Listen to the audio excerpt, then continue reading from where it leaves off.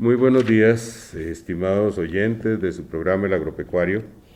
Hoy tenemos, conforme les habíamos prometido, una visita muy especial que nos va a alimentar de una serie de elementos muy importantes dentro de la idea de instalar un sistema de trazabilidad o rastreabilidad acá en Costa Rica para el ganado vacuno. En días pasados estuvimos conversando con María José Escalona, quienes son los representantes de la casa Alflex acá en Costa Rica, son distribuidores, y conversábamos de los primeros pasos que se están dando para la implementación de este sistema.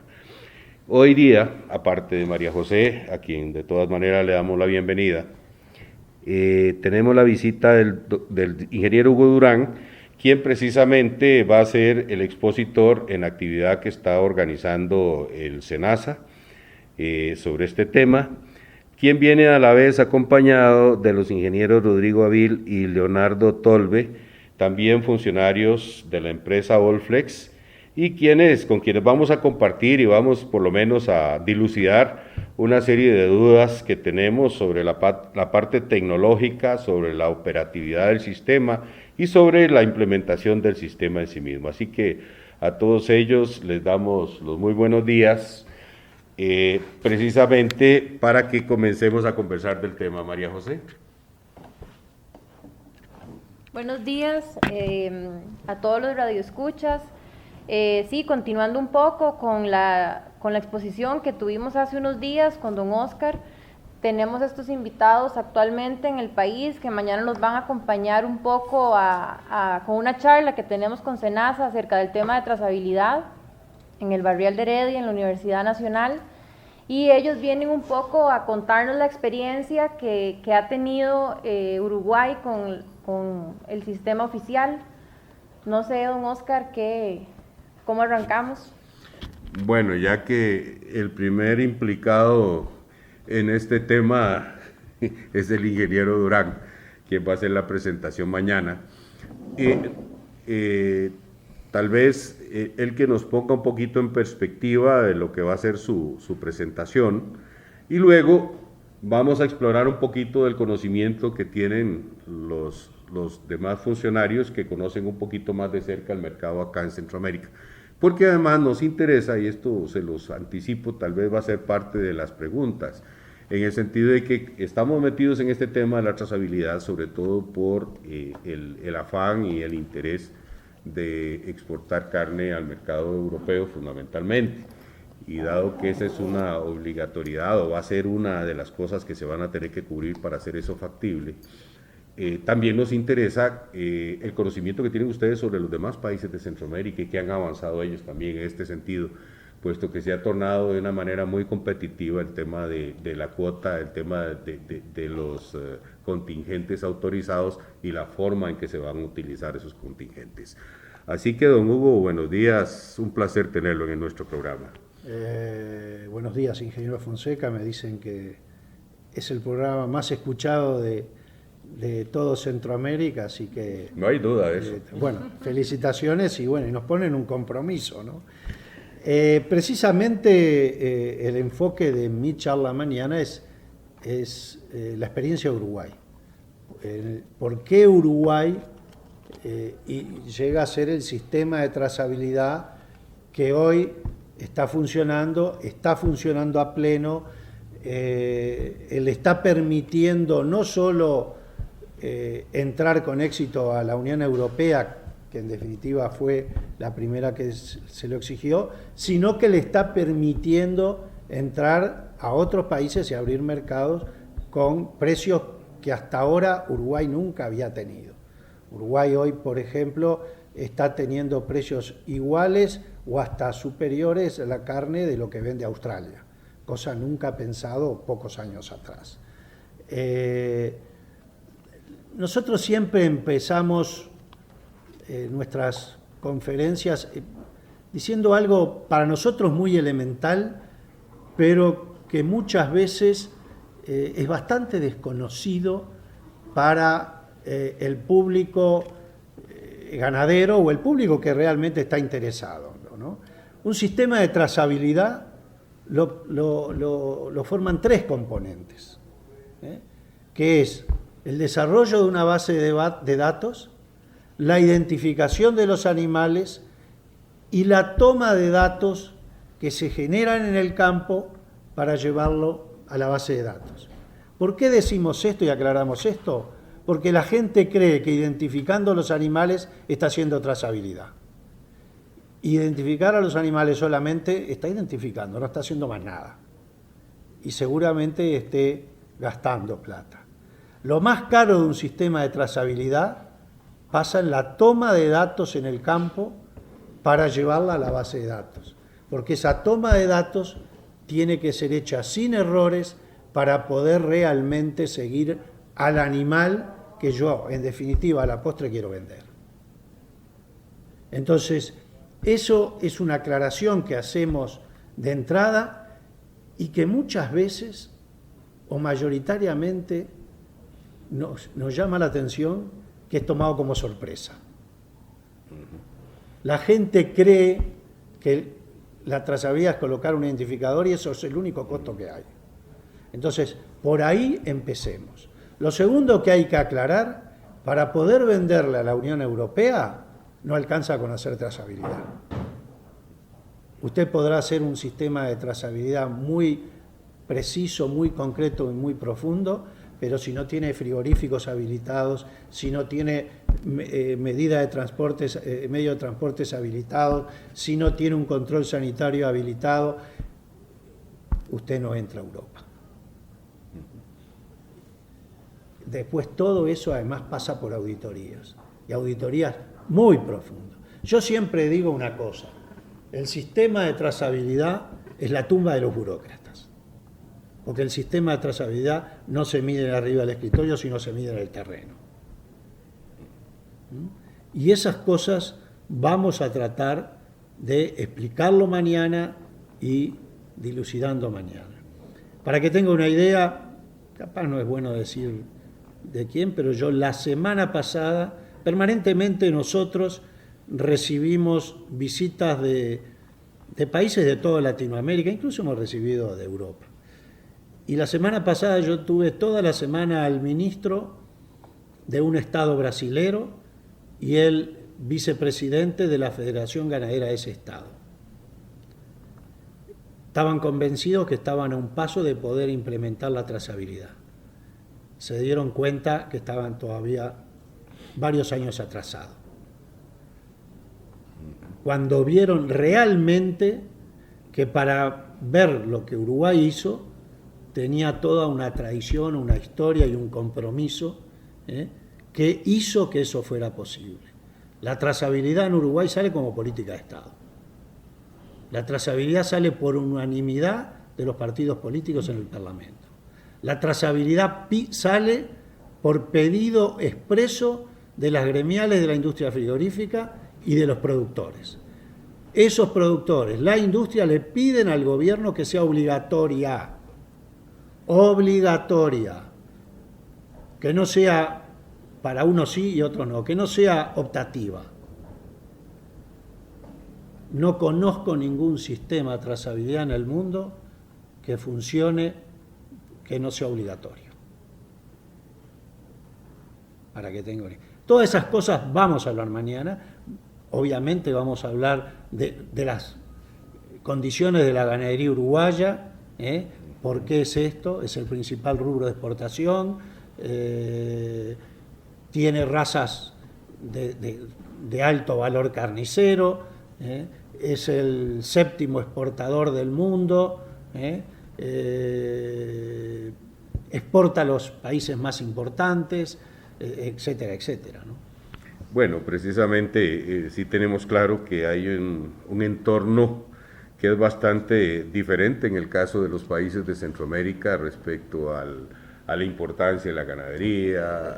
Una cosa que quiero aclarar, ¿sí? Yo no vengo a Costa Rica a decirle lo que tiene que hacer Costa Rica. Yo vengo a decirle a Costa Rica lo que hizo Uruguay. Okay. Y para las condiciones de Uruguay.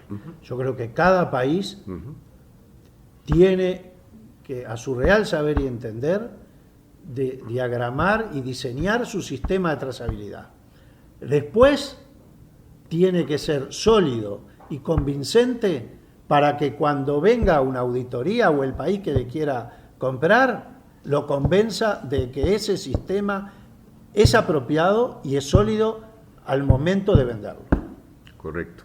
No, yo me refería sobre todo por la naturaleza un poco de lo que usted nos está contando, de lo cómo realmente el sustento que esto tiene a nivel de país, por la importancia del sector ganadero y por la importancia que eso tiene para su población en general. Digamos, ese pacto social, llamémoslo, que le da vida al sistema de trazabilidad en Uruguay, posiblemente no es factible pensarlo en nuestras condiciones, porque la situación es bastante diferente, a eso es a lo que me refiero. Ahora, de todas maneras, don Rodrigo, usted que tiene un poquito más de relación con los países de Centroamérica en cuanto a la comercialización de la marca Allflex, que ya creo que estamos cansados de hablar de las virtudes que tiene, pero sobre todo del grado de conocimiento que tiene el productor nuestro realmente por el uso que le da al producto que ustedes elaboran. Pero pensando de nuevo en el tema trazabilidad, en el tema que estamos hablando, conociendo la necesidad o la obligación en que van a estar los países para poder acceder al mercado europeo, ¿cómo ve usted los avances que se están dando en Centroamérica? ¿Cómo cree que se han dado pasos importantes en los diferentes países? Y yo creo que en esto, de alguna manera, pues se ha tomado de una forma muy competitiva. Digamos, ¿quién podría en este momento estar más avanzado y en qué lugar podríamos ubicar a Costa Rica, que tal vez es lo que más nos interesa para que los productores nuestros sepan dónde estamos parados? Bueno, buenos días, Oscar, un gusto estar acá con ustedes. Le cuento un poco cómo se fueron dando los tiempos en los países de la región en los últimos años. En un principio, a modo conceptual, me gustaría decir que en general estos temas vinculados con rastreabilidad, en general pasan a ser temas de los países por dos cuestiones: o frente a una crisis sanitaria o frente a una crisis comercial. ¿Esto qué es? Los países empiezan a trabajar en estos temas si hay una crisis sanitaria, mucho más especialmente si es una crisis zoonótica que puede enfermar a la población. Ese es uno de los puntos o las vertientes. Y la otra es alguna barrera comercial que cierra las puertas de algún país o de algún mercado. En general, la región de Centroamérica trabajó poco en los últimos 10 años y aceleró mucho el paso en los últimos 3. Los países que empezaron a trabajar más rápido hace unos años en la región fueron Costa Rica y Panamá. Hace unos 10 años fueron, digamos, de los países que estaban más avanzados en empezar a trabajar estos temas. Costa Rica fue de los primeros países, nosotros ya hace 15 años que estamos acá con la marca, y uno de los primeros países en identificar ganado, ¿sí?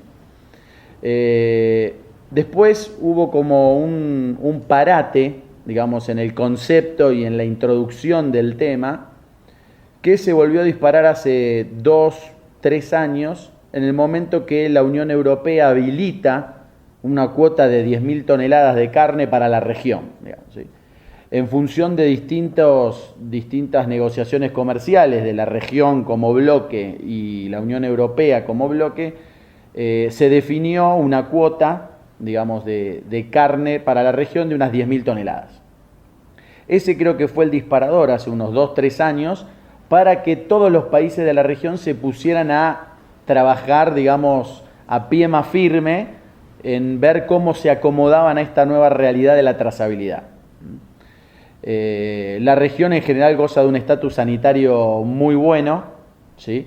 En algunos países más fácilmente demostrable que en otros, porque las instituciones los distintos países son muy distintas, no es lo mismo el MIDA de Panamá o el SENASA acá en Costa Rica que a lo mejor el MAGA en Guatemala, pero en general el estatus sanitario de la región permite hacer muchas cosas. Entonces, apalancados un poco en eso, es que los países se pusieron a trabajar en un tema que tenían un poco pendiente o medio archivado, que era la rastreabilidad, en virtud de que iba a ser una condición necesaria para exportar a la Unión Europea y conseguir parte de esa cuota de las 10.000 toneladas.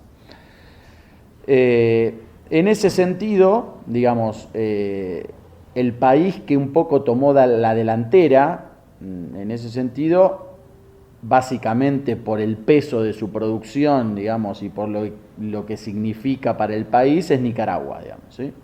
O sea, ahí Nicaragua se adelantó un poco más al resto, sobre todo en los últimos 2 años, básicamente porque el sector es muy importante para el país, ¿sí?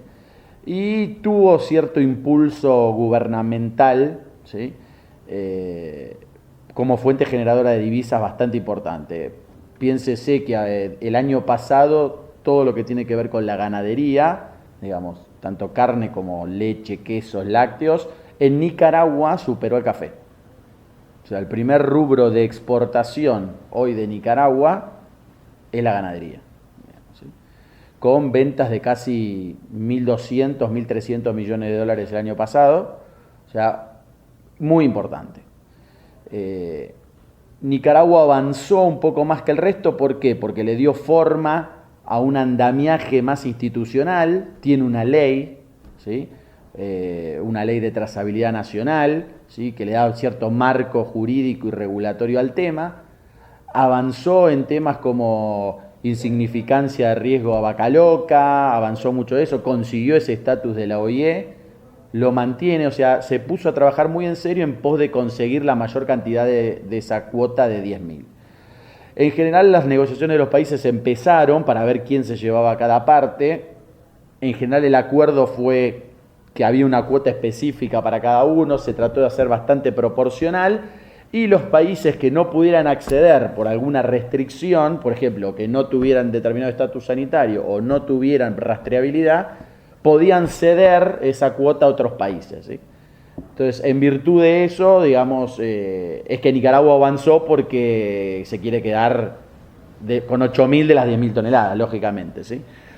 Está en condiciones de hacerlo, entonces, digamos, apuró un poco el paso en ese sentido.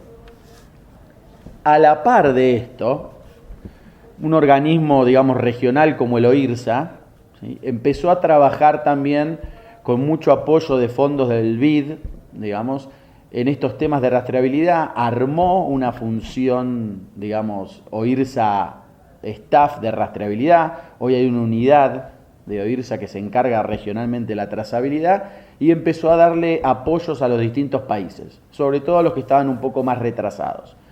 Apoyos en el sentido de conseguirle financiaciones vía BID, trabajar temas de base de datos, asesoramientos, se trajeron consultores que trabajaron con los distintos organismos estaduales de los países que pidieron ayuda, hay países que no pidieron ayuda, y se empezó, digamos, a darle forma al tema.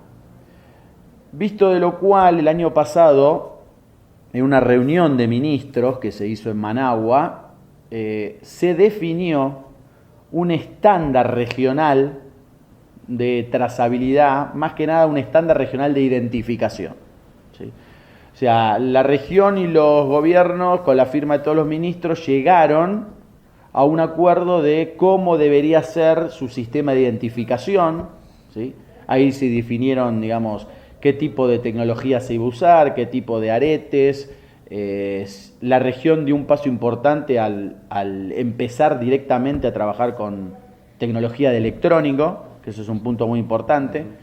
Se definieron colores, numeraciones, la región se estandarizó a lo que es internacional, que es la norma ISO, 11784, 11785. Entonces hay un marco, si se quiere, jurídico o institucional, ¿sí?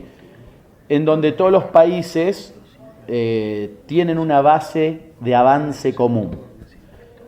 Después vienen las particularidades de cada país, donde hay algunos que avanzan más rápido como Nicaragua, otros que avanzan muy lento como, no sé, Honduras, por ejemplo, ¿sí? Entonces, ahí estamos un poco en el marco de lo que es la región. Costa Rica en general siempre siguió un camino bastante más autónomo del resto. Costa Rica trabajó mucho en un sistema grupal durante mucho tiempo. En general el pensamiento de las autoridades en Costa Rica fue siempre que esto debía empezar por un sistema grupal, que esto debía consolidarse en un sistema grupal de movimientos, que posteriormente se iba a transformar en un sistema individual, voluntario, y que posteriormente se iba a transformar en un sistema obligatorio individual. En general nuestra experiencia es que los sistemas, cuando no son obligatorios, cuesta mucho imponerlos. O sea, el cambio cultural se retrasa mucho, digamos, ¿sí? Y en general es muy complejo para los países pasar una auditoría, sea de LUSDA o de la Unión Europea, más concretamente de la Unión Europea, cuando tienen un sistema de identificación voluntario. Tenemos el caso último de Chile, donde le han cerrado las puertas de la Unión Europea hace unos meses, básicamente por ciertas inconsistencias que se encontraron en una auditoría en su sistema de trazabilidad o de rastreabilidad. Creo que el tema puntual o más complicado que se vio es que es muy difícil auditar un sistema voluntario, porque lógicamente es muy difícil hacerle entender a un auditor que hay algunos animales que se pueden rastrear y trazar y otros no. Entonces, en general, o sea, el animal del productor grande se enferma lo mismo que el del chico, el de una región igual que el de la otra, entonces es complicado. El de la raza pura se enferma igual que el cruzado, entonces cuando uno trata de trabajarlo voluntario, a lo mejor si se lo hace por etapas, con un horizonte bien claro, y se les dice a los productores cuál va a ser el final de la película, tengo mis dudas, pero podría funcionar. En un esquema donde el productor no sabe lo que está implementado y no tiene la menor idea de cómo va a continuar esa implementación, es complicado, digamos. Leonardo, usted sabe, y don Hugo hace un momento lo planteó, obviamente el componente electrónico de este tipo de identificación, digamos, es un insumo de algo que es muchísimo más complejo, que es la parte de los registros y que es realmente lo que le da validez al sistema. Ahorita vuelvo con usted sobre eso, Hugo, pero de todas maneras, creo que me parece importante destacar en cuanto a, digamos, a la tecnología que usa Allflex en este caso y de cómo es una empresa que está en capacidad de implementar y de colaborar en la implementación de este sistema mediante el suministro de productos de alta calidad, tecnológica, lo suficientemente avanzados tecnológicamente hablando, y que realmente es una confianza en el sentido de que el productor nuestro conoce Allflex en la identificación visual exclusivamente, que es en lo que se ha trabajado acá. ¿Cuál sería tal vez la mayor fortaleza o las fortalezas que usted podría indicarnos que hay con relación a los elementos electrónicos que ustedes fabrican y distribuyen? Bien, Allflex, los aretes electrónicos de Allflex son de una tecnología de radiofrecuencia que son pasivos, son chips pasivos, que son regidos por la norma ISO y que son activados por la radiofrecuencia que emite un lector. Esos lectores son los que colectan el número de la el lector colecta el número que trae el chip adentro. El chip solamente trae un número de identificación, que es como la cédula del animal, y el lector lo que hace es guardar en su memoria y eventualmente transferirlo a una balanza, a una computadora o algún dispositivo con el cual se cuente conectado, o después se conecta para descargar la información y hacer la gestión de ese número del arete. Para el ejemplo uruguayo, todas las lecturas de todos los animales es electrónica. Cualquier movimiento que se haga de un animal es electrónicamente que se tiene que registrar. Por lo tanto, un animal que se va a mover de un establecimiento a otro, a un frigorífico, tiene que ser leído por un lector, y esa información se descarga a una computadora y se envía a la base de datos. Por lo tanto, todo movimiento que hay es siempre a través de un lector de radiofrecuencia. La tecnología para la identificación de animal está regida bajo dos normas ISO, que es la 11784 y 11785, que es la misma que rige a los lectores, que no son monopólicas, son abiertas, son tecnologías abiertas, y que nuestros equipos, tanto los identificadores como los lectores, las cumplen 100%. En Uruguay, no solo los movimientos de animales, sino los remates, los locales ferias, la entrada a los frigoríficos de los animales, todos son leídos con lectores, y todo eso es electrónicamente. Entonces tenemos un volumen de trabajo importante, un soporte permanente, soporte técnico permanente y apoyo constante tanto al productor, al operador, como a la parte de empresas, de los insumos de los lectores y de la información que también necesiten sobre los identificadores electrónicos. Volviendo al tema, don Hugo, y hace rato tengo dentro de mi disco duro dando vueltas lo que ustedes mencionaban. Por una parte, la aprehensión que tiene usted de que en un sistema que no sea obligatorio difícilmente se llega a implementar exitosamente un esfuerzo de esta naturaleza. Y por otra parte, creo que don Rodrigo también lo reiteraba. Sí, claramente, Rodrigo capaz más claro que yo. Me parece que digamos, este es un tema que se las trae, porque básicamente aquí lo que hay que aclarar, y tal vez me gustaría que usted se ampliara un poquito en eso, en el valor que tiene la información que se está transfiriendo a los registros, la certeza que se tiene que tener sobre esa información. Esa es una información que no es aproximada, no puede ser más o menos, es una información que es la que tiene que ser y punto. Y desde esa perspectiva, las exigencias también, porque, o sea, aquí hay dos temas importantes. Uno, tener claro que esa información es lo valioso, esa es la trazabilidad, no son los elementos electrónicos, son simplemente elementos para cumplir un cometido. Y lo segundo, que tal vez es lo más importante, es que se tenga realmente certeza, se tenga una idea clara de en qué consiste esto. Es una cosa muy seria, es una cosa que tiene costo, es una cosa que acarrea toda una implementación de sistemas informáticos, de cómo funcionan las redes, de cómo se hace. Esto es casi como cuando van a implementar en un país el voto a través de medios electrónicos, algo similar, ¿verdad? Entonces, si no se tiene certeza de esto, yo diría que mejor ni lo intenten, pero que ya que están hablando que va a ser inicialmente optativo, ese grado de libertad con que se quiere manejar esto me parece que no procede en este caso, pero es una idea personal. Para mí esta pregunta es medular, y para responderla voy a tomar cosas que dijo Rodrigo y algo que dijo Leonardo, que es la clave, que es el registro de los movimientos. Y que en definitiva algo que dijo Rodrigo, lo primero, que todo esto empieza como un sistema para controlar la sanidad. ¿Cómo va a controlar usted la sanidad si tiene animales identificados y animales no identificados? ¿Cómo va a ser? Y el mejor ejemplo, y yo siempre lo pongo y lo dijo Leonardo, es un remate ferial, ¿cómo se dice acá? Subasta. Una subasta.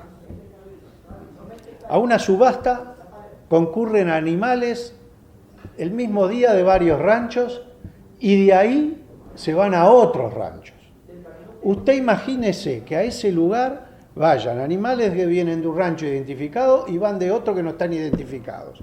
Y cuando llegan a un establecimiento X que lo compró, hay uno que sale enfermo. Yo tengo que ir para atrás. ¿De qué establecimiento vino? Pero ¿con quién estuvo en las últimas 15 días? Que es el periodo de incubación. ¿Se da cuenta? Por eso la subasta, y mañana nosotros vamos a mostrar un video corto de 5 minutos de cómo se hace la trazabilidad, la lectura en las subastas en el Uruguay. Porque los animales vienen, se leen, entran en la subasta y de ahí salen a otros lugares. Y se vuelven a leer. Cambien o no de propiedad, porque de pronto un animal no se vendió, va y viene al mismo lugar. Pero ese día estuvo con animales que vinieron de muchos lados. ¿Se da cuenta? Porque esto es un tema sanitario. Por eso el costo está acá, no está en el arete. Está acá. Yo acá no me tengo que equivocar. Y el electrónico, lo dijo usted, ¿por qué es electrónico? Porque esto es un número único, es una cédula de identidad. ¿Está? Acá son 1 millón y pico, son 7 dígitos. 7 dígitos y que no se pueden repetir en 30 años de acuerdo a las normas ISO. Entonces usted tiene que apuntar, imagínese a mano, si fuera manual, este es el animal 1.453.328, este es el 2.300.000, y no equivocarme. Tal vez, entonces, don Hugo, perdone que lo interrumpa. En esto que está diciendo, me permite todavía ubicarme más específicamente en lo que es el tema de preocupación, porque usted mencionaba que difícilmente se llegue a implementar como sistema si no es obligatorio. Yo digo que va a tener, lo dijo mejor capaz Rodrigo, mayores dificultades, porque además hay otra cosa que es clave en todo esto, que es la formación y la capacitación de la gente. A eso voy. Que precisamente... Arriba y abajo, A ver, el sistema político... ¿cómo diablos va a implementar usted algo que no sabe de qué tamaño va a ser, ni cómo va a estar operando, si realmente lo tiene parcialmente, no sabe si va a atender 2, 3 productores? Ahí está el costo. Ese es el punto. Ahí está el costo. También le digo que el costo de los aretes, el diseño de la base de datos, es lo mínimo. El error sería no aplicar todas las normas que hay para elegir los mejores identificadores. ¿Y sabe cuál es el mejor identificador? ¿Sabe cuál es? El que no se cae. Nadie le da importancia a eso. Usted compra un identificador barato y después resulta que se lee bárbaro, pero en el piso. Eso no lo toman en cuenta.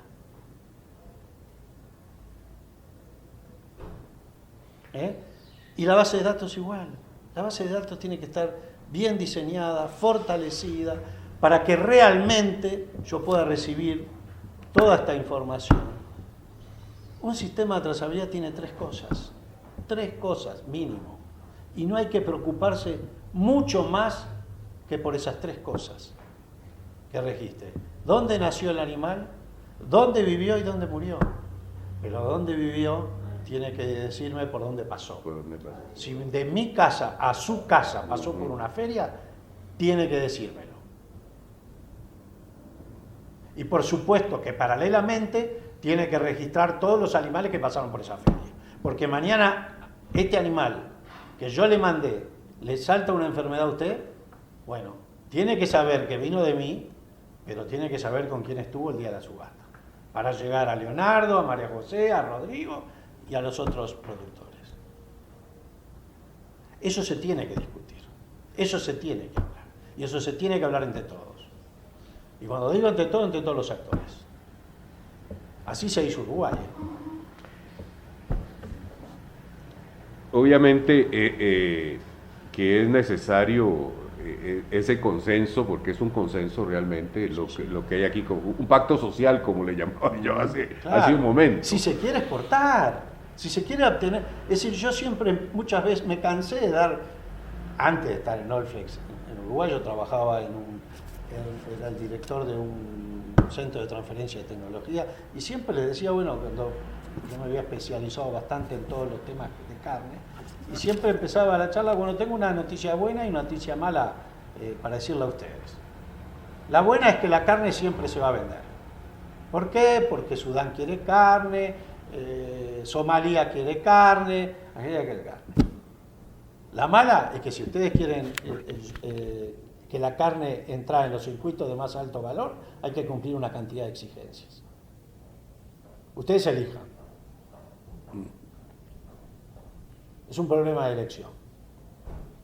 Si no, si quieren hacer nada, está bien, no se haga nada, la carne igual se va a vender. No se quejen después del precio.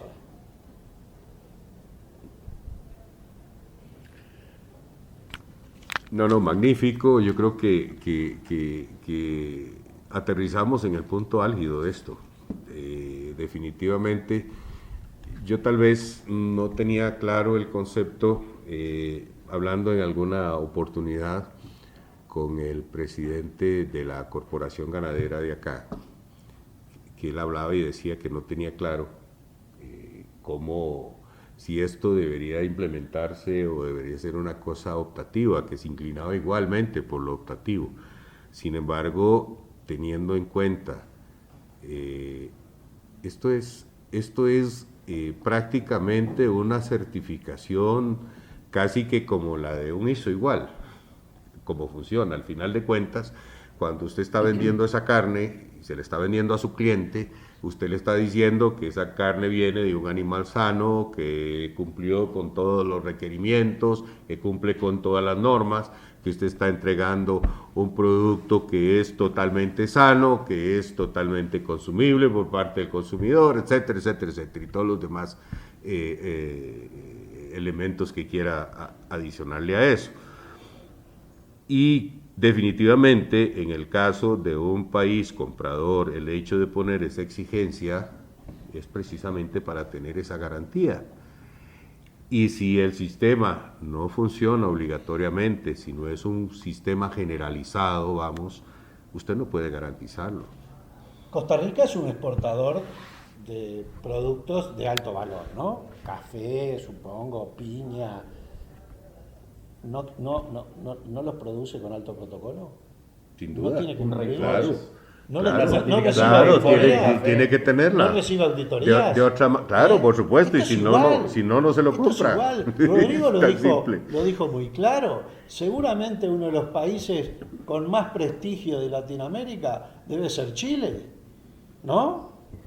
Y acaban de cerrar la exportación de carne a Europa, porque no pasó la prueba, los protocolos con el sistema de trazabilidad, punto. Y Chile es un jugador pequeño en carne, pero es el que mejor precio recibe por su carne, porque Chile tiene un estatus sanitario que no lo tiene el resto de Latinoamérica.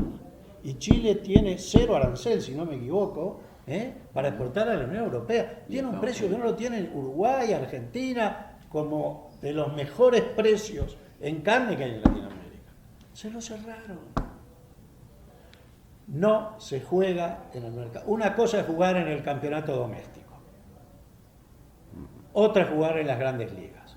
Ustedes la saben jugar en piña, me traicionó el subconsciente, como le decimos nosotros, en piña, en café, en caña de azúcar, no sé.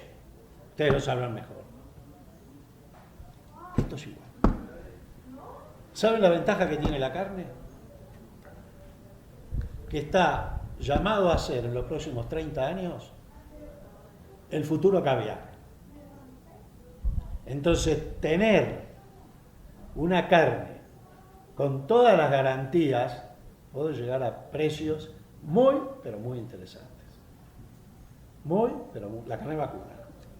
La carne vacuna. No hay duda, estamos claros y es uno de los temas que hemos estado discutiendo en los últimos años sobre realmente las perspectivas que tiene el mercado de la carne a futuro y a no un futuro tan largo. Estamos hablando a mediano plazo, donde definitivamente van a haber transformaciones muy significativas. No sé, yo creo que el concepto está más que claro, no quisiera redundar en lo mismo, si estamos pero clarísimos dónde debería ser, y precisamente quiero decirles a todos ustedes que si tienen algún tema adicional que agregar, y con mucho gusto. Solo un último tema a mí me gustaría agregar en función de lo que estábamos comentando acá al final, ¿no?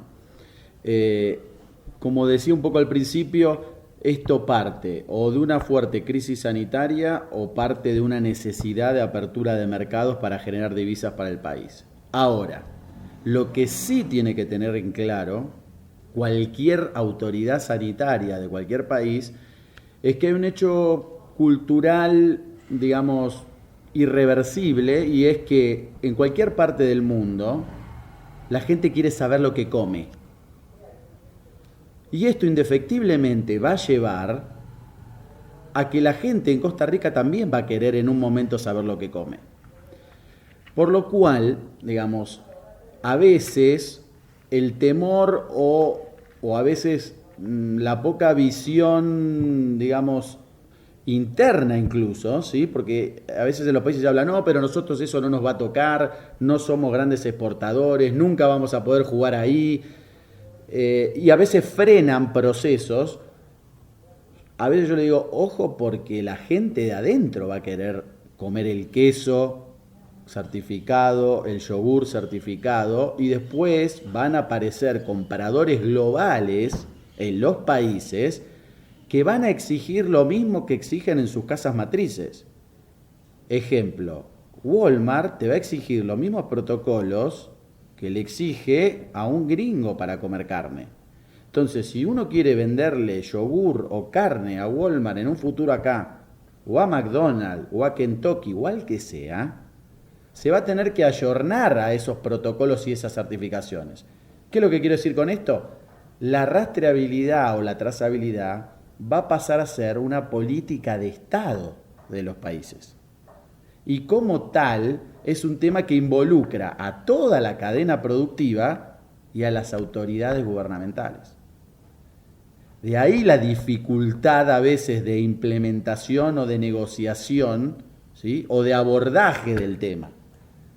Porque sencillamente va a terminar siendo una política de Estado de los países.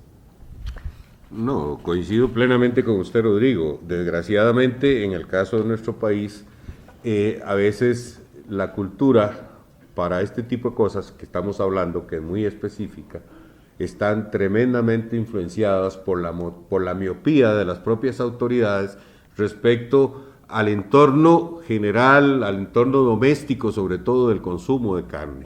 Y precisamente esa falta de claridad y esa falta de conciencia sobre ese tema, eventualmente sean los obstáculos que una idea como esta se está encontrando en el camino y está dificultando la implementación. Y en eso tenemos que reconocerlo, porque las cosas son así.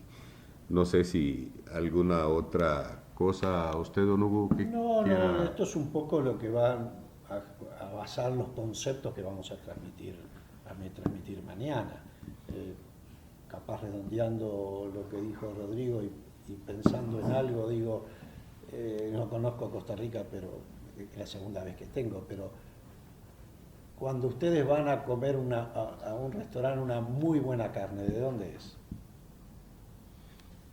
Hay un grupo de productores importante en Costa Rica que está dedicado a generar este tipo de producción, y de hecho tienen un mercado muy reducido porque es un nicho, ¿verdad? Pero en muchos restaurantes es de Estados Unidos. Hay mucha gente que está trayendo carne también de Estados Unidos. Debería ser de Costa Rica. Sí, correcto. No, sin duda.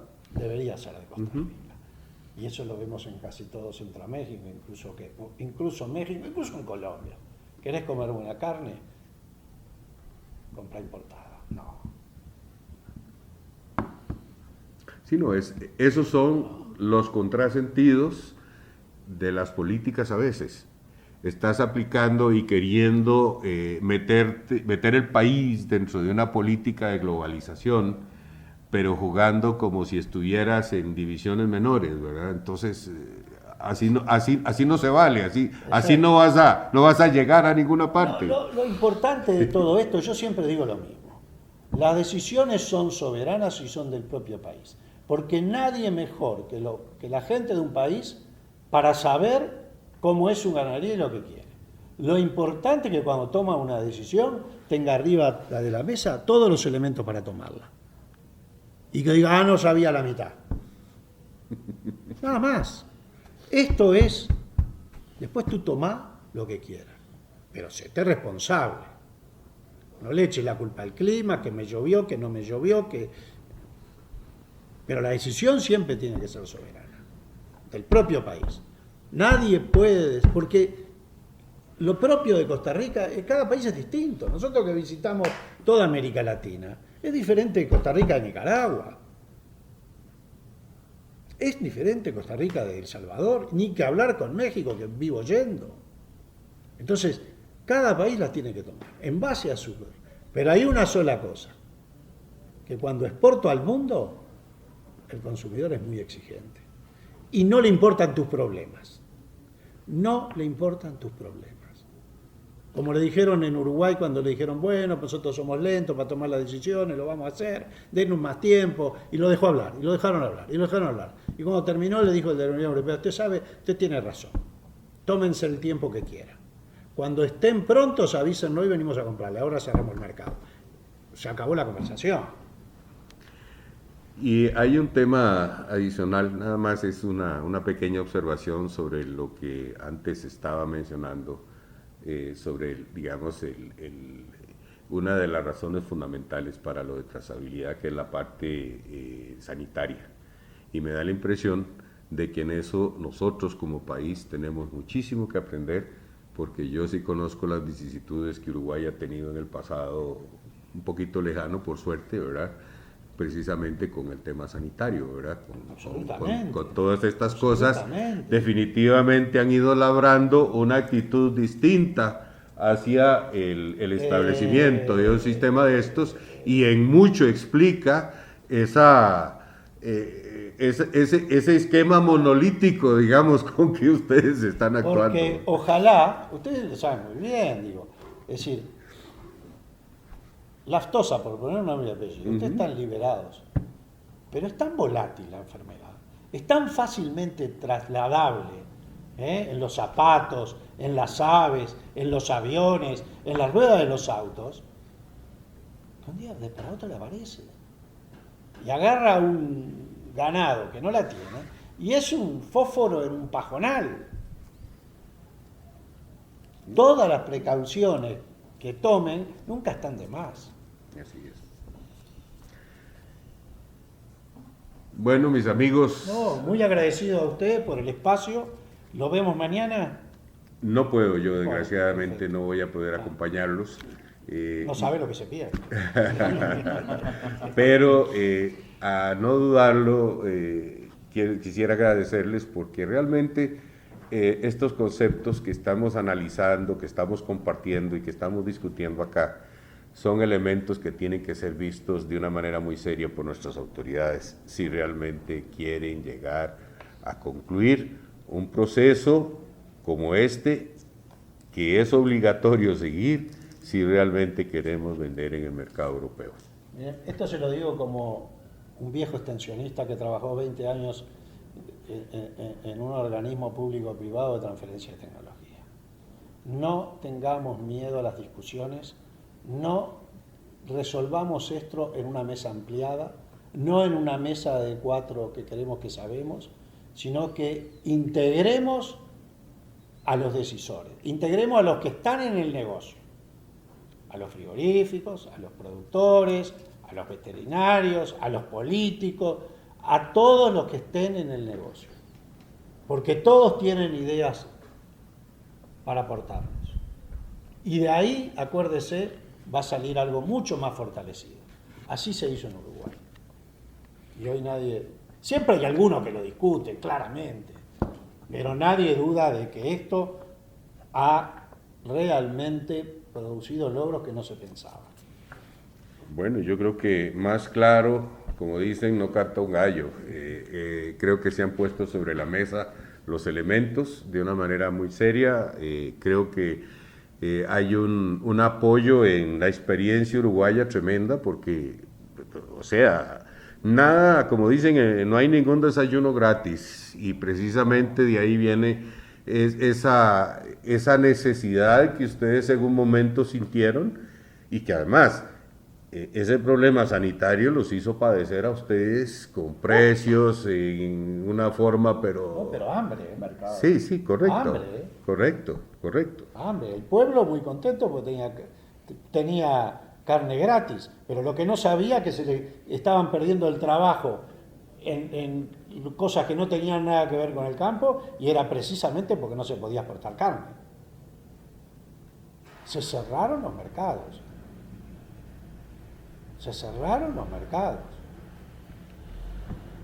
Así que, con mayor razón, los conceptos que aquí se han emitido tienen esa trascendencia para todos los productores y ojalá los que nos están escuchando adquieran una conciencia real de esto porque yo creo que la cosa apenas está iniciando y hay mucho camino por recorrer.